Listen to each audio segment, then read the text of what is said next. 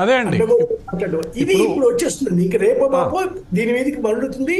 న్యాయస్థానం కూడా దీనికి సమాధానం చెప్పాల్సినటువంటి లేదా ఒక తేల్చాల్సినటువంటి పరిస్థితి వస్తుందండి.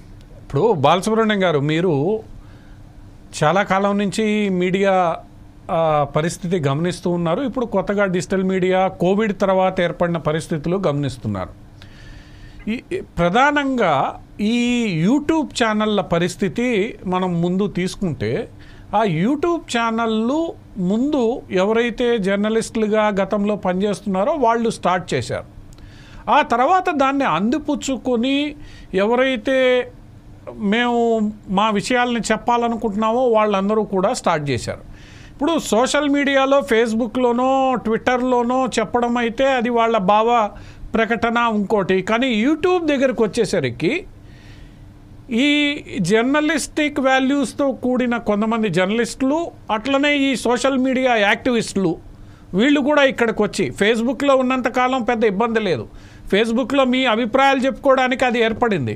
కానీ యూట్యూబ్ అనేది ఒక మీడియంగా మారిన తర్వాత, ప్రింటు ఎలక్ట్రానిక్ మీడియం లాగా డిజిటల్ మీడియంలో యూట్యూబ్ ఒక ప్లాట్ఫామ్గా మారిన తర్వాత ఇక్కడ ఈ ఇబ్బంది వస్తుంది. అంటే దీనికి ఎలా మనం దీన్ని గమనించాలి, ఎలాంటి పరిస్థితులు ఉత్పన్నమవుతున్నాయి?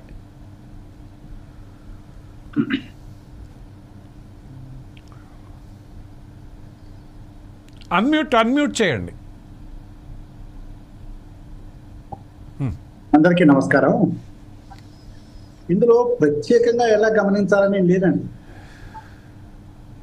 యూట్యూబ్ ఛానల్స్లో ఇటీవల కాలంలో మొదటి తరం వదిలిపెడితే రెండవ తరం నుంచి ఒక విశృంఖలత్వము, అరాచకత్వము బలంగా నాటుకుపోయిన దాంట్లో ఎటువంటి అపోహలు, అవసరాలు, అభ్యంతరాలు అక్కర్లా వాదోపవాదాలు లేవు. ఇందులో మీరు అన్నటువంటి జర్నలిజం విలువలు, పత్రికలు కానీ పాత్రికేయులు కానీ, రెండు పత్రికల విలువలు, పాత్రికేయుల విలువలు, ఈ రెండు కూడా చెప్పరాని స్థితిలో రూపాంతరం చెందిపోయాయి, మారిపోయాయి. మనం సీరియస్గా మాట్లాడుకుంటే ఒక 60-70 సంవత్సరాల జర్నలిజం పత్రికల విలువలు చూస్తే, నేను గమనించినంత వరకు 1977 వరకు కూడా పత్రికలు దాదాపుగా ఒక విలువల కోసం పోరాడినవే. దేశోద్ధారక నాగేశ్వరరావు పంతులు గారి నేతృత్వంలో ఆంధ్రపత్రిక కానీ, ముట్టూరు కృష్ణారావు గారి నేతృత్వంలో కృష్ణాపత్రిక కానీ, ఆంధ్ర ప్రాంతంలో జమీన్ రైతు కానీ, తెలంగాణలో గోల్కొండ కానీ, ఇలా రకరకాల పత్రికలు స్వాతంత్రం కోసం పోరాడి ప్రజలను చైతన్యవంతం చేసి రైతాంగ పోరాటాల కోసమో ఇంకోటో సామాజిక సమస్యలపైన, సామాజిక దురాచారాలపైన పోరాటం చేయడమే ప్రధాన విషయంగా పెట్టుకుని పనిచేసినటువంటి పత్రికలు. 77 వరకు నేను ఎందుకు ఒక కాలఖండం నా వరకు నేను ఎందుకు పెట్టుకున్నా అంటే, 77 వరకు ఈ ప్రపంచంలోనే అత్యంత అప్రజాస్వామికమైనటువంటి రాక్షస పాలన అయినటువంటి ఎమర్జెన్సీ భారతదేశంలో ఇందిరాగాంధీ గారు విధించినటువంటి, అక్కడ కూడా పత్రికలు ప్రజాస్వామ్యం కోసం పోరాడాయి. రాక్షసత్వానికి, ఇందిరాగాంధీ యొక్క దుష్ట చేష్టలకు వ్యతిరేకంగా పోరాడాయి. 1977 తర్వాత 77, 79 తర్వాత 80 వరకు కూడా ఈ పత్రికలు ఒక రూపాంతరం చెంది కమర్షియల్ వాల్యూలోకి వచ్చినాయి. చెప్పకుండా చాప కింద నీరులాగా రాజకీయ పార్టీల ఎజెండాలను పత్రికలు తమ ఎజెండాలుగా మలుచుకున్నాయి. 83, 84 ప్రాంతాలు అయితే విస్తృతంగా కనపడింది. అయితే దానికి ముసిగేశారు, కాంగ్రెస్ వ్యతిరేకతను, ఇంకోటను. ఇది అయిపోయిన తర్వాత టీవీలు వచ్చిన తర్వాత ఇది మరికొంత రూపాంతరం చెందింది. ఈ టీవీలు వచ్చిన తర్వాత ఏమైందంటే, ఓపెన్ గా మేము ఫలానా సిద్ధాంతాన్ని అంగీకరిస్తున్నాము, ఇది మా ఆ లైనే, ఆ పార్టీ లైనే, మా లైనే పార్టీ లైన్ అనేటువంటి లెక్కలు పోకడికి వెళ్ళిపోయారు.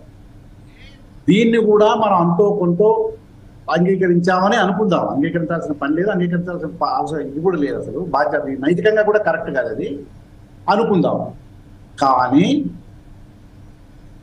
గత 15-20 సంవత్సరాలుగా సోషల్ మీడియా ప్రభావం ఏర్పడ్డాక, ముఖ్యంగా ఈ ఇంటర్నెట్ ప్రాబల్యం పెరిగిన తర్వాత వచ్చినటువంటి సామాజిక మాధ్యమాలు అత్యంత దుర్మార్గంగా, వికృతంగా, విశృంఖలంగా పనిచేస్తున్నాయనడంలో ఎటువంటి సందేహము నా వరకు లేదు. వీటిల్లో జరుగుతున్నది ఏంటంటే, ఈ మీరు అన్నటువంటి ఇప్పుడు ఈ సోషల్ మీడియాలో ముఖ్యంగా యూట్యూబ్లు వచ్చిన తర్వాత జరిగిన ఒక పెద్ద ప్రమాదం ఏంటంటే, అసత్యపు ప్రచారం, ఫేక్ న్యూస్, తమ పార్టీలకు అనుగుణంగా ఉండేటటువంటి లేదా తనకు అనుకూలంగా ఉండేటటువంటి దేశానికి వ్యతిరేకంగా ఉండేటటువంటి సిద్ధాంతాలను కానీ లేకపోతే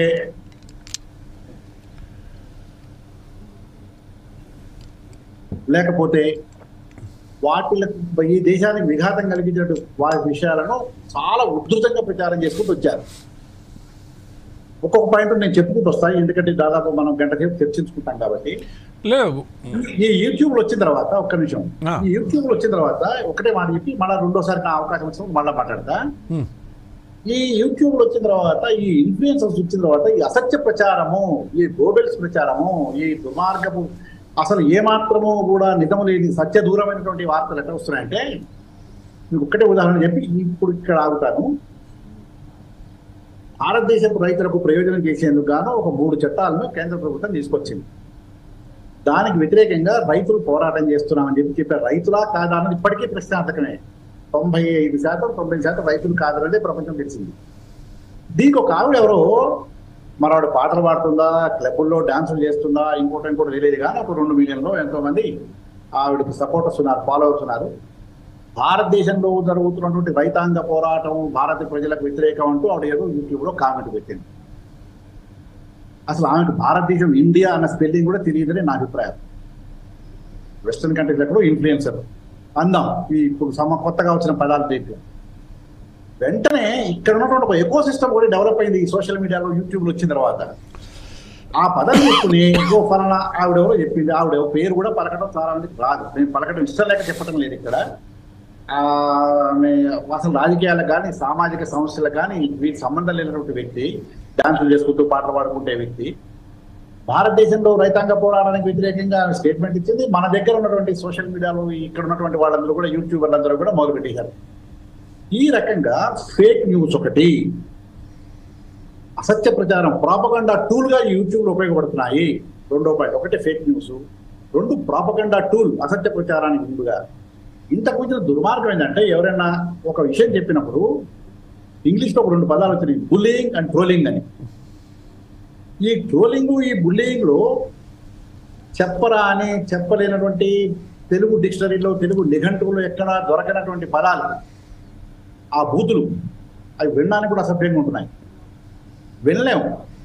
అటువంటి పదాలతో బుల్లింగ్, ట్రోలింగ్ చేయటం ఇదంతా. అంటే బాలసుబ్రహ్మణ్యం గారు, ఫైనల్ గా ఈ యూట్యూబ్లు ఏమైనాయి అంటే, ఇవి టెర్రరిస్టులకు, ఎక్స్ట్రీమిస్టులకు ఒక సాధనంగా మారినాయి. ఇవాళ ఇంకొక ఎగ్జాంపుల్ చెప్తాను, ఇందాక కేరళ ఎగ్జాంపుల్ చెప్పినట్టే, కేరళలో ISIS ప్రభావానికి లోనే చాలా మంది అమ్మాయిలు, అబ్బాయిలు దేశం వదిలిపెట్టి పారిపోవడానికి కారణం ఏంటంటే యూట్యూబ్లో చేసినటువంటి ప్రాపగండా. ఇన్ని రకాల ప్రమాదాలను ఇప్పుడు వస్తున్నటువంటి బాధ్యతారహితమైనటువంటి, విచక్షణారహితమైనటువంటి, విశృంఖలపూరితమైనటువంటి యూట్యూబర్లు చేస్తున్న కారణంగా దేశానికి శాంతికి, అభివృద్ధికి, ప్రజల యొక్క మనశ్శాంతికి అన్ని రకాలుగా విఘాతం కలుగుతున్నాయన్నది మా వ్యక్తిగత అభిప్రాయం. అదే ఇప్పుడు ప్రధానంగా